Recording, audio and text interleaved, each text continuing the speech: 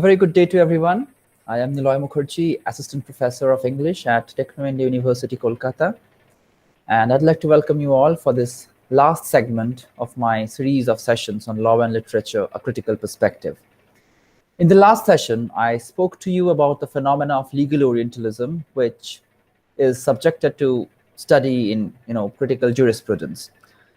Legal Orientalism, like I mentioned, is a discourse of world-making and self-making through law, which involves unarticulated cultural assumptions about the lawless, uncivil Orient.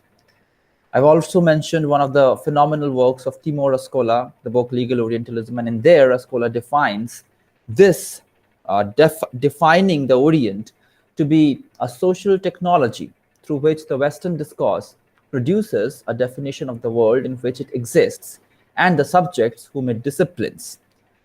Once this hegemonic binary has been established, this discourse of inferiority and indifference, difference, inferiority and difference of the Oriental, unlegal, despotic savage helps define the identity of the Western self as imbued within the legal modernity. Now, drawing from such a perspective, the Western man becomes a progressive, historic individual defined by his culture, his ability to empathize, his sophistication of culture, and of course, his modernity, while the Orient and the Oriental man becomes a symbolic object left stagnant in history, segregated in time and space. The Western self is established as a legal subject, while the Oriental person emerges as the non-legal non-subject, the other. Thus, we see how law emerges from being written mandates to a discursive apparatus, which shapes the subject's sense of identity. Today, we would apply the concept of legal Orientalism to the critical analysis of colonial and post-colonial literatures. During the 18th century, the period of early British colonial empire, the European man became the leading example of scientific humanity, which was believed to be humanity in its most achieved form. He was the master of himself, and not only that, he was in complete command of reason, logic, as well as of new technologies of measurement.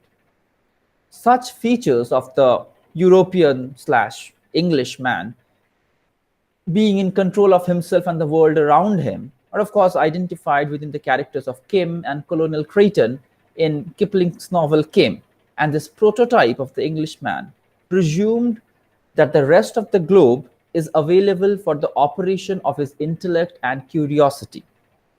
In most of the British colonialist writing, the characterization of the colonialized indigenous people are abject, weak, almost rather feminine, and different from the European races, and particularly the English race, which was supposedly identified as the proscribed standard.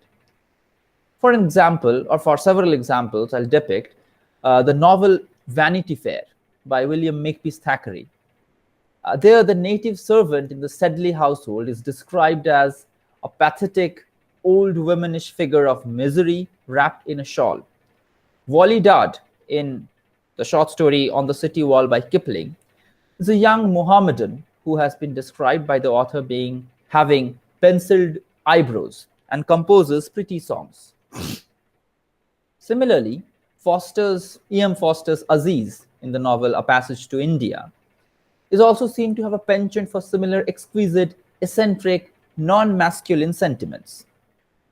Most of these colonial narratives presented a world in which British rule was accepted as part of the order of things, where the natives were governed as they should be. The Queen Empress was on her throne as she must be.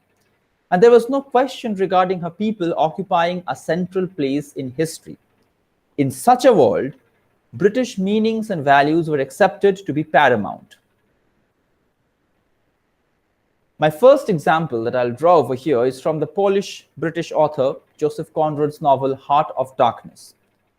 In this text, a British man visits the African colony and describes how brutal and prehistoric a place it is. Chinua Achebe and a number of other scholars have problematized these nuanced portrayal of Africa in this novel of Conrad.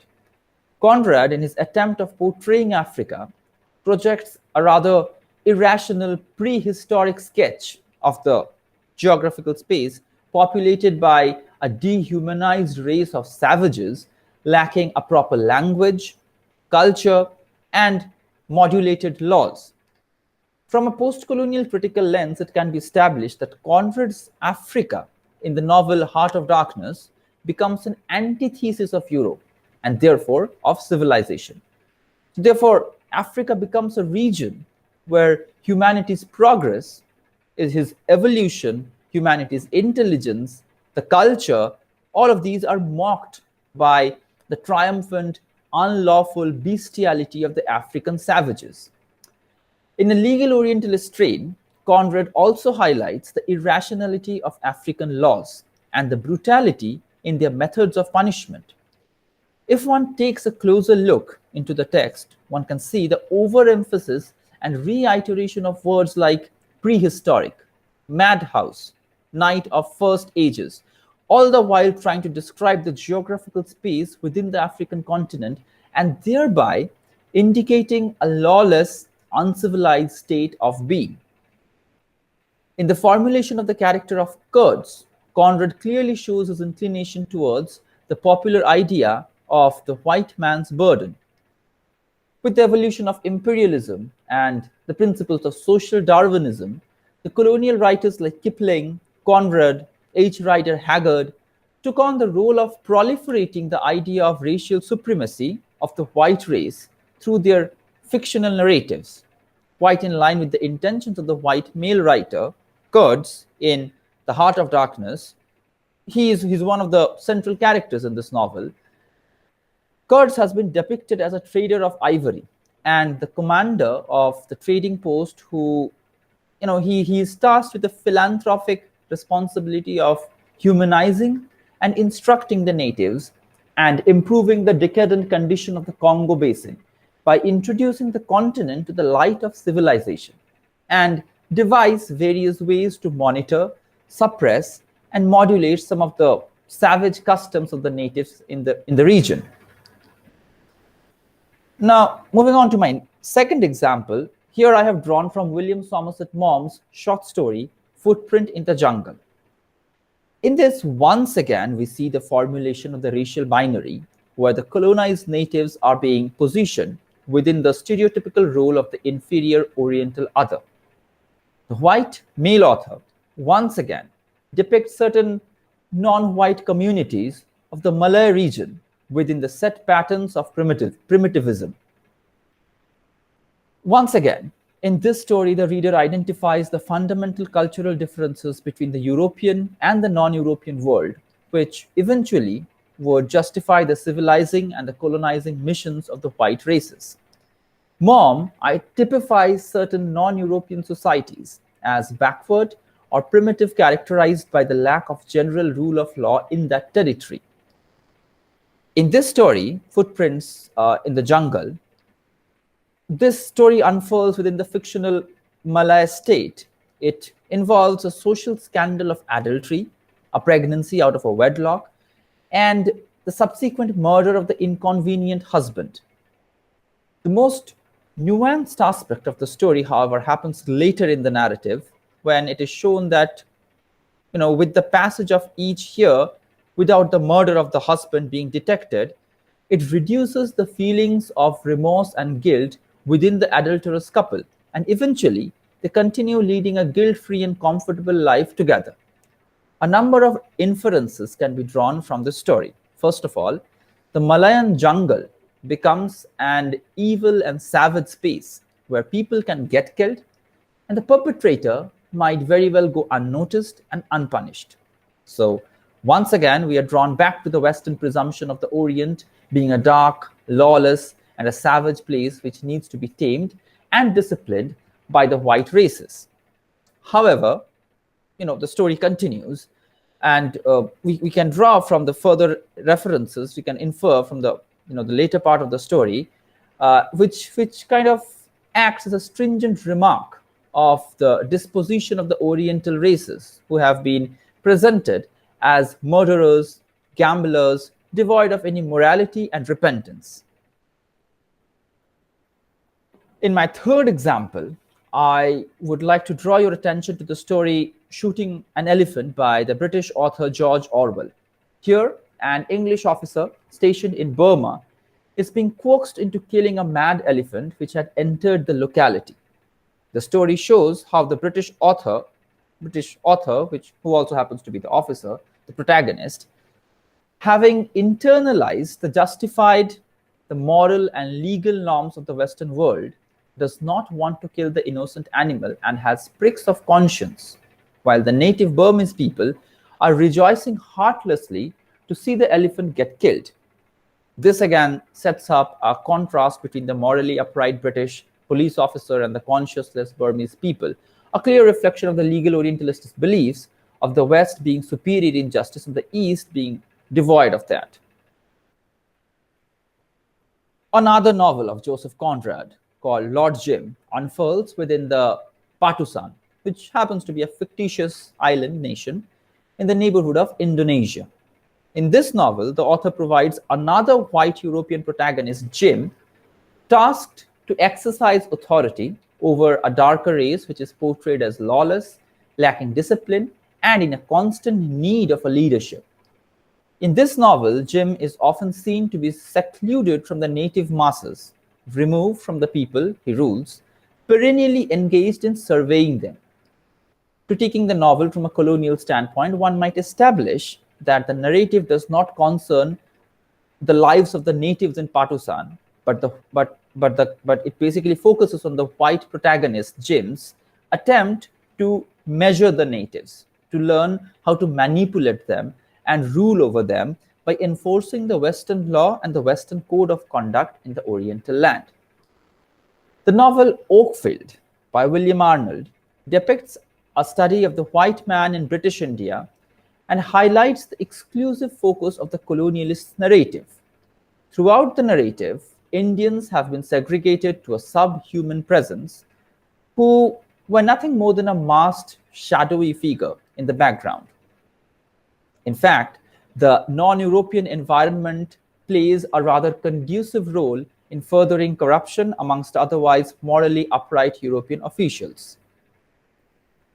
The novel She by H. Rider Haggard is the story of a Cambridge professor, Horace Hawley, and his ward Leo Vincey, and their journey to a lost kingdom in the African interior ruled by a white woman, Aisha. Horace Hawley describes some of the customs of the Amahagger tribe. From her description, the reader would fathom the tribal people to be a bunch of degenerates who clearly stand in stark contrast to the European man, like Hawley himself, and act as a foil for the power and sophistication of the West. Not only the literary authors, but early anthropologists like Edward Taylor, William Robertson Smith, Andrew Lang have conveniently categorized the colonized people as primitives, lawless, savages, in some ways, in various ways, inferior to Europeans. Given the powerful strategies of exclusion and repression on which this particular discourse was built, the authenticity of the academic discourse with which such presumptions were validated, 19th century imperial projects required such mechanisms of self-legitimation, which too would work facilitating the larger projects of colonialism and imperialism. Working as a part of the larger project of colonialism, while it was justified for the colonial writers adhering to legal Orientalism, it is even more surprising that some writers from the earlier colonized countries continue to fan this belief of legal Orientalism, and add to the legal Orientalist body of knowledge even today. A case I would argue here is of Khaled Hosseini, the famous Afghanistani writer based in the western country of America. Hosseini writes novels set in Afghanistan and has almost become the face and the voice of an unemancipated Afghan community to the global audience. But quite often, Hosseini's depiction of Afghanistan has been doubted of being a biased portrayal catering to numerous other vested interests apart from a truthful portrayal of Afghanistan. In the three novels The Kite Runner, The Thousand Splendid Suns, and The Mountain Sea Code, Hosseini rather obsessively depicts the West as the citadel of justice, marked by its modernity and lawfulness, as opposed to the East, characterized by its primitive nature. The first half of the novel, The Kite Runner, describes the stringent racial hegemonic stratification of the Afghan population, where the entire population is seen to be divided into various sections on the basis of their ethnicity. The Afghans are presented in their ethnic factional groups where they do not share a congenial bond with each other, a sense of solidarity, a common notion of nationality, which usually binds the citizen of a modern nation, resulting in the formation of a social polity, a nation state. All of these are absent within the Afghan territory. Thus, the various Afghan tribes have been presented as degenerated tribesmen, and the Afghan land has been rendered medieval, primitive, devoid of the fundamental aspects which make up a modern city-state. While the mutual animosity amongst the Afghan citizens have been so prominently expressed, the novel fails to depict the racial intolerances that usually existed within the American social fabric, since the novel unfurls in both of these two territories of Afghanistan and America. So in the latter half of the novel, which primarily unfurls in the American continent, the author clearly fails to depict this racial intolerance, this issue of racial intolerance that usually existed within the American social fabric between the dark and the brown-skinned and the white-skinned Americans. While the author provides elaborate descriptions depicting the difference in social stature between the two Afghan boys, Amir, the protagonist of the novel, and his servant, Hassan, who belong from the Pashtun and the Hazara tribe respectively. Now, while this particular binary was very meticulously depicted, the author clearly evades the responsibility of depicting any racial oppression of the Islamic brown-skinned Amir at the hands of the white-skinned American citizens, especially after the incident of the 9/11, the crash of the Twin Towers. In the second novel, A Thousand Splendid Suns, Hosseini outlines the nature of Afghan laws by reproducing several Talibani fatwas. Hosseini provides a harrowing description of the Taliban era. The laws make it mandatory for women to wear the burqa in order to veil their face, and they were prevented from wearing cosmetics, fancy clothing, jewelry, and nail polishes. All of these were banned in order to prevent women from enticing other males, apart the males who were not their husbands, who could not legally have them. The women are forbidden from having eye contact with men and attending school. These mandates, in a sense, rob the Afghan women of a significant part of their femininity as well as their human existence and prevent them from availing any further chances of getting empowered. In case any woman failed to observe any of the stated mandates, there was a constant threat of physical violence, of being beaten up. Now, for a reader, such a portrayal of the Afghan land, being the kind of perception that one gathers from such a portrayal of the Afghan land, that is validated by an Afghan himself. Hosseini himself is an Afghan, so he is writing about this. This projects the land of Afghanistan being completely devoid of the modern civilized laws. The Taliban were, without a doubt, a group of fanatics. But before the socio-political stability of Afghanistan was disturbed during the Cold War, Afghanistan was indeed ruled by various egalitarian rulers who strived to preserve the sanctity of the law. In his depiction, Hosseini chooses to completely ignore this part of the Afghan history and highlight it with meticulous precision the Taliban rule in Afghanistan. Thus, it can be safely inferred that once again, Hosseini succumbed to the legal Orientalist biases as it helped support the belief that Afghanistan is lawless and the American intervention was not only justified but asked by the Afghan state in order to escape from the despotic clutches of the Taliban. In the same novel of The Thousand Splendid Suns, Hosseini claims to be the ethnic informant and thereby starts commodifying Afghan lifestyle, Afghan culture, and its ethnic sensibilities for the European audience, of course. However, this commodification primarily depends on a skewed portrayal of Afghanistan. which once again reaffirms the Orientalist assumptions and consequently aid the reader's indoctrination of the Western discourse at a global level, along with its subsequent biases. Using his part Afghan identity as a bait, projecting himself as an internal informant of the Orient of the Afghan land, Hosseini attracts wide readership with his promise of credibility, all along reaffirming the West's essential distinction between the Orient and the Occident. Through the narrative, providing several instances, Hosseini depicts how morality triumphs over legality and clouds the sense of justice in Afghanistan. The lack of uniformity in Islamic law has repeatedly been shown in the narrative. In one instance, during a trial of Miriam, who happens to be one of the central female characters in the novel A Thousand Splendid Suns, the author describes the court scene comprising of 3 male judges who are entrusted with the responsibility of deciding the fate of the woman, a woman who has clearly transgressed the social sanctions. Of the 3 judges, the youngest one is seen to be extremely biased towards women, believing in essentialist and sexist definitions, sexist binaries dividing men from women.